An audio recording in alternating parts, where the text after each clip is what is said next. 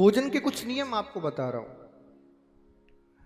पहली बात, जब भी भोजन करो ये नियम बनाओ कि हमें जमीन पर बैठ के उपालोती मार के ही करना है। योग है ये। जैसे जब आप गुरु मंत्र लेते हो तो गुरु जी बताते हैं ना, बोले आसन बिछा के और माला जप करना है। तो जब भजन आप पद्धति से कर रहे हो तो भोजन बिना पद्धति से कैसे कर सकते हो? और ये आपके स्वास्थ्य के लिए भी लाभदायक है। भैया सत्य बता रहा हूं, जिस दिन से आपने टेबल कुर्सियों पर और हाथ में लेके खड़े होके खाना शुरू किया उसी दिन से तुम्हारा शरीर खराब है, घुटने खराब है तुम्हारे। जमीन पर बैठ के खाइए। जिसको बैठा नहीं जाता ना वो भी प्रयास करिए।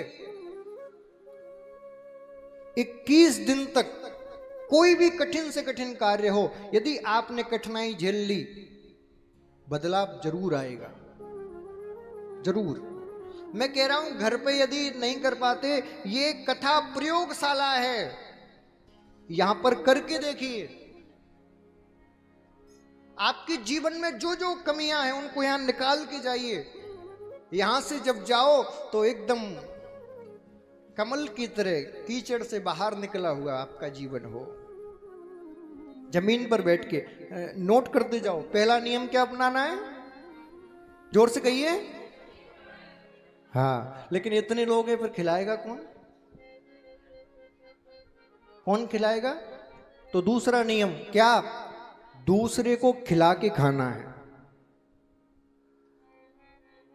यदि हमारे घर में वृद्ध हैं तो व्यक्ति का कर्तव्य है पहले वृद्ध भोजन करें, उसके बाद बालक भोजन करें, उसके बाद जवान भोजन करें।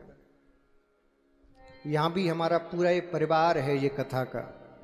आप जितने भी जवान भाई बहन हैं, जवान कहां तक, क्या कैटेगरी है जवान की? जो अपने आप को जवान मानते हो वो जवान। और मैं दिन का भंडारा ले लिया, बोले एक दिन भंडारा महाराज जी हम कराएंगे, बाल भोग हम कराएंगे, चाय हमारी तरफ से, दूध हमारी तरफ से। किसी को स्पेशल कुछ खिलाना हो तो वो भी खिला सकते हैं, रबड़ी रसगुल्ला है? हाँ। और मन की शुद्धि के लिए ये कथा हो ही रही है। तो तन आपका शुद्ध हो जाएगा ब्रज यात्रा में, नीचे भंडारे में सेवा करके।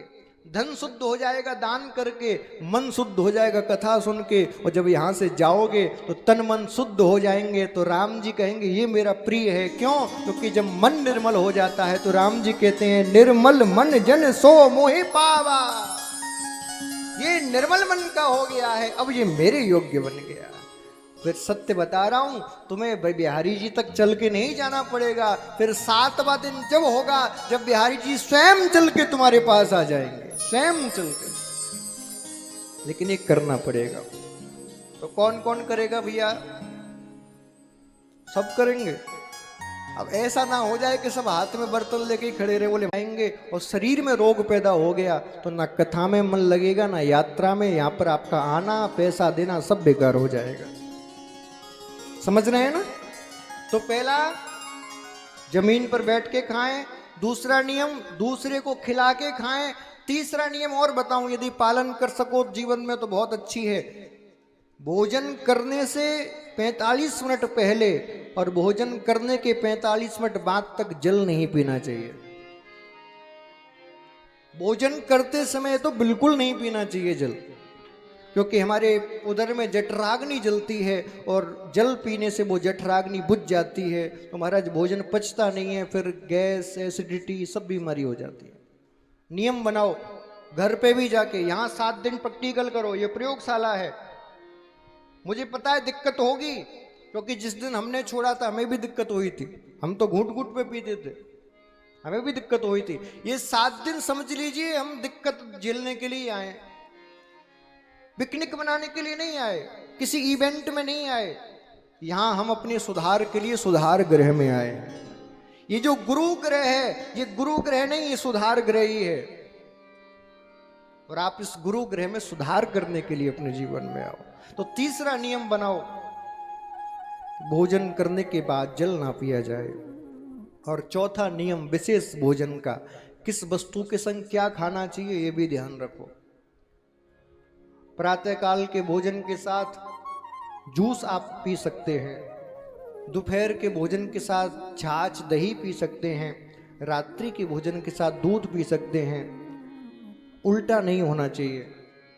कई लोगों को मैं देखता हूँ सुबह से दूध पीना शुरू, दिन में दूध, शक्ति आएगी, अरे महाराज टाइम से खाओगे तब आएगी।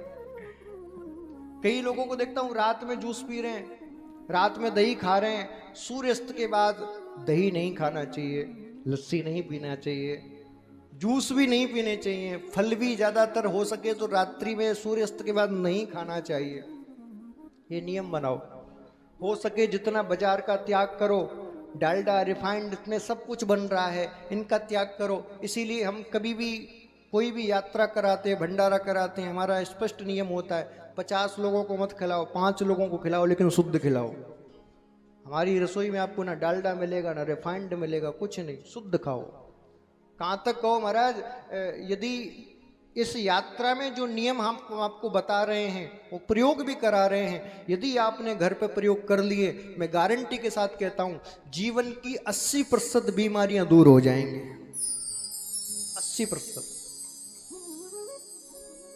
जैसे आप भोजन करते हो, घर में जो नमक डालते हो वो वाला नमक नहीं डलता हमारे भोजन में, रसोई में सेंधा नमक उपयोग होता है। और डॉक्टर भी कहता है सेंधा नमक ही जीवन में लाभदायक है, ये बाजार वाला तो बीमारी वाला है।